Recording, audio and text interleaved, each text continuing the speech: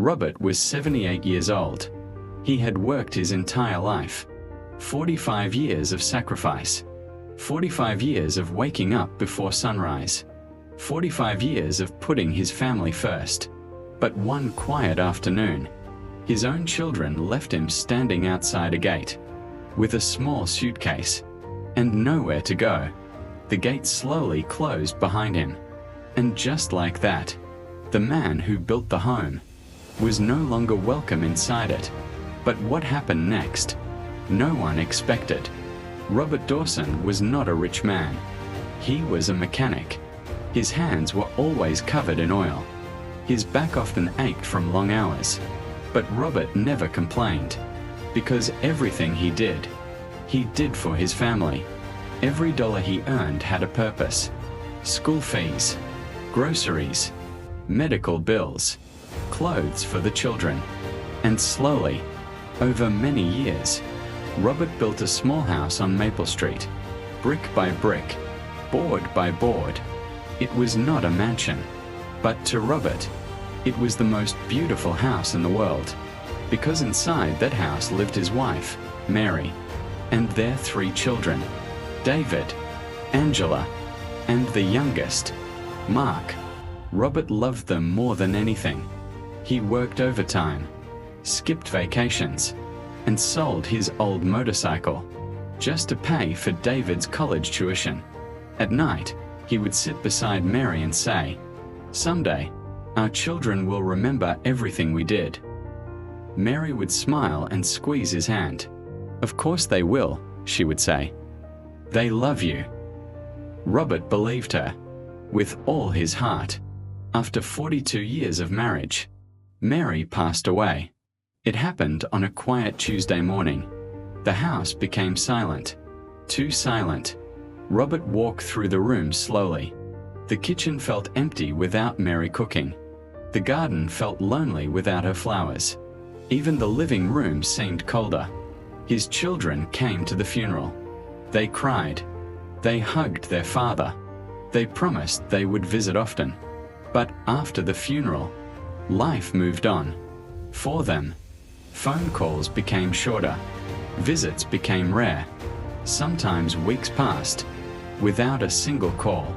Robert spent most of his time sitting on the porch, watching the road, hoping one of his children would visit. But deep inside, he still believed something. Family is family, no matter what. One evening, his oldest son David came to visit. Robert was happy. They sat together in the living room, drinking tea, talking about small things. Then David cleared his throat. "Dad, have you ever thought about moving somewhere smaller?" Robert looked confused. "What do you mean?" David glanced around the house. "This place is too big for just one person." Angela joined the conversation on the phone. "Dad, we are worried about you." Mark agreed. "You shouldn't live alone at your age." Robert smiled gently. "My home doesn't feel big when I'm in it." But the children kept insisting. They talked about safety, convenience, and how much easier life would be somewhere else. Then David said something unexpected. "Dad, maybe you should sign the house over to us. It will make things simpler." Robert was quiet for a moment. This was the same son, whose education he paid for. The same children he sacrificed everything for. But Robert trusted them. So he said softly. But Robert trusted them. So he said softly, "If it helps the family, I'll do it." 2 months later, the paperwork was complete. The house now belonged to the children. At first, nothing changed. But slowly, Robert began to feel different. Like a visitor. Like a guest in the home he built. Like a visitor. Like a guest in the home he built. Like a visitor. Like a guest in the home he built. "What is it?" David avoided eye contact.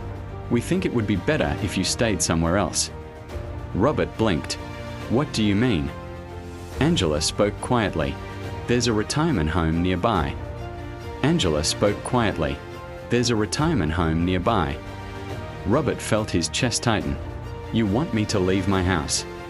Mark sighed. Dad, it's not your house anymore. Those words felt like a knife.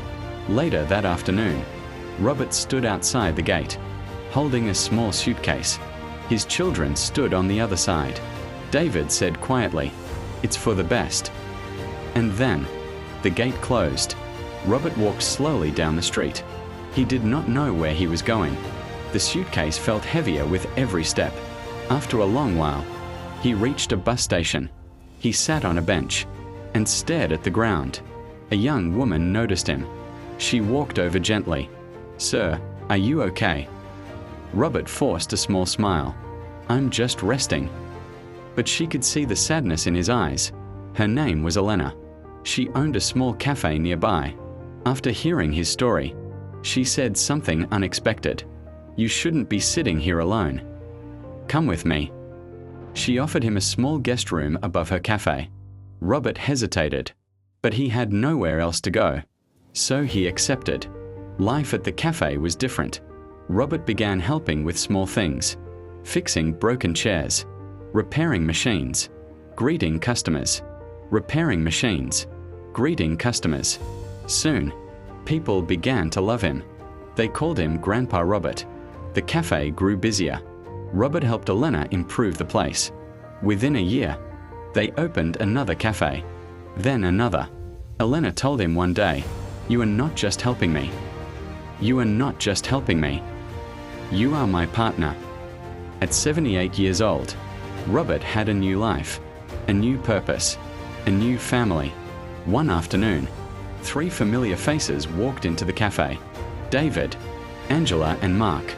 They froze when they saw him. Robert stood behind the counter, confident, happy. David asked quietly, "Dad, what are you doing here?" Robert smiled calmly. "I work here." Angela looked around at the busy cafe. "We thought you were struggling." Robert shook his head. "No, I finally found people who appreciate me." Robert never returned to the house on Maple Street, but he carried no bitterness. Instead, he carried a lesson. Sometimes the people you sacrifice everything for forget your value, but life has a way of rewarding kindness. Robert lost a house, but he gained something far greater: respect, purpose, and a new family. And sometimes, that is worth far more than any home. Now tell me something. If you were Robert, would you forgive your children? Or would you walk away forever? Let me know in the comments.